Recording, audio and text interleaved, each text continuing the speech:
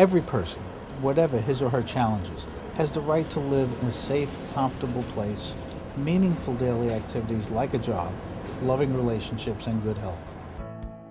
The idea for the Institute for Community Living sprang from my doctoral dissertation in the mid-1980s, when there were few services for seriously mentally ill people in the communities and a growing homeless problem in New York City.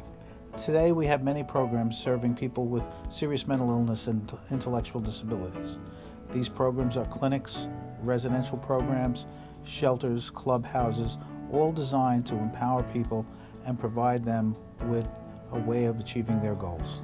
We help homeless veterans, we help families with children achieve permanent housing, we're helping adults with serious mental illness and intellectual disabilities. Shaquince, a young man from one of our youth residences, has grown tremendously. My name is Shaquince Moore Johnson.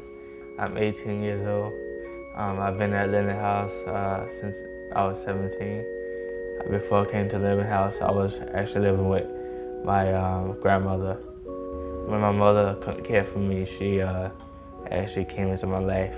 I used to be hospitalized a lot for anger outbursts, and there was times where I was, I'm scared to even go wake up in the morning to go to school. Now, since I'm leaving ICL, I'm a stronger, more powerful, and much wiser person. I'm very happy on how far I've come. One of the things that made me proud of myself is learn how to control my anger, obstacles that come my way, and be able to, cope with things better. Right now I'm in a process of moving to independent living, less supervision. I'm taking my medication on my own. I'm going to my appointments on my own. I'm still in the process of learning how to cook. Learning how to, go shopping on my own, travel on my own. Right now I'm learning how to become a security guard.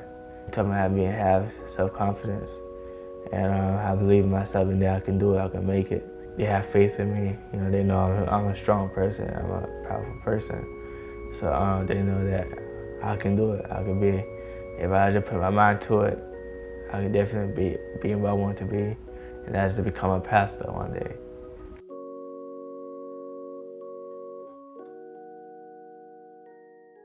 Who better than someone who has been there themselves? I came from an affluent home. My father was a functioning alcoholic. My mother was a housewife. And at 6 years old, I was sexually molested by a camp counselor. I kept a secret because I was afraid of the repercussions. And it led me into substance abuse at age 13. Went to heroin. That was my drug of choice. My mother changed the lock on the door, and that was it. No clothes, no nothing. I came to ICL, and they embraced me. Said, we're sitting on the bed with you until you get up and go to the program. They loved me till I learned to love myself. I'm going back to school for the career club. They help find you jobs. I have a job interview. I love to help people because I know what it feels like to be at the bottom. I live in the Cathedral condominiums, and it's beautiful. I love my apartment. I really got blessed when I got this apartment. I mean, I was homeless, and I never dreamed that I would have an apartment like this. Before you know it, I was working, and I started buying my own furniture. It's a beautiful upcoming section of Brooklyn. I went to see Sharon, and when she saw, she was very happy. She was jumping up and down. And then I told her if she wanted to take a walk with me. It was very cold outside, snowing all over.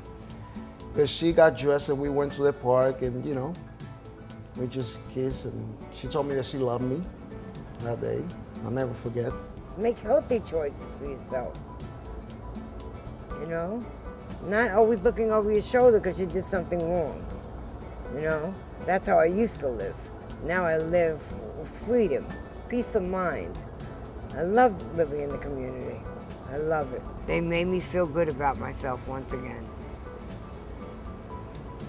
They brought me back to life. To me, recovery means healing. It means healing and growing. I don't think you can grow without healing. It's never gonna stop. And that's what recovery is about. It never stops. We learn something new every day. James is simply an exceptional fellow. He's employed by Phoenix Janitorial and Maintenance Services. He takes full advantage of ICL's Healthcare Choices Clinic and leads a happy and emotionally fulfilling life. Good doctor. Yeah, you're such a good doctor. You're a wonderful doctor.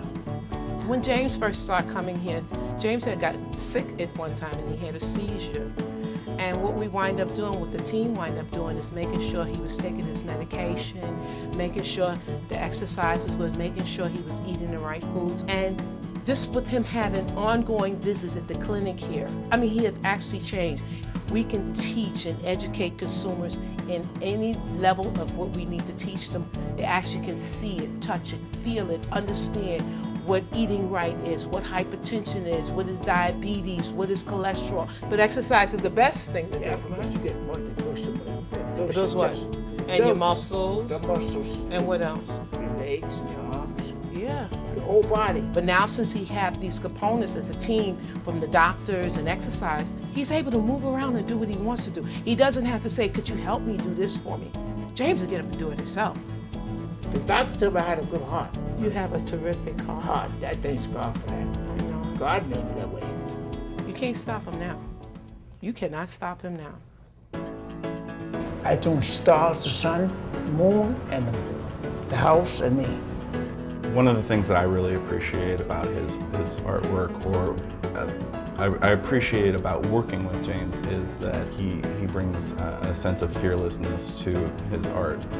The nice thing about James is that he makes me feel like no matter what we're going to do, it's going to be successful because he's willing to try anything and he's enthusiastic about it.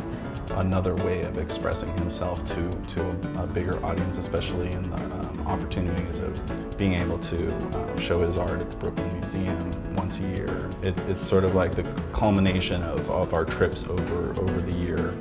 And it's an opportunity for, I believe, our artists to be seen by the larger community and their families and their staff and their friends in a different light. A lot of times I believe that this population is seen through the prism of their disability, and this gives them an opportunity to be seen through a prism of their accomplishments. It gives them a sense that, you know, oh yeah, I'm one of those artists. The artists that they've been seeing, I'm one of them too. Every day at the Institute for Community Living, we create attainable and accessible possibilities for people who would otherwise live on the margins of society. We rely on grants, foundations, and donations to sustain our innovative work. Help us strengthen New York City communities and reclaim the lives of New Yorkers who have the potential for so much more. So just keep your head up and be strong. Things are going my way, finally. Things are I'm so grateful for everything. I like to do art and stuff, and I like to do all kinds of things for everybody. They do a good job. Everybody does a good job.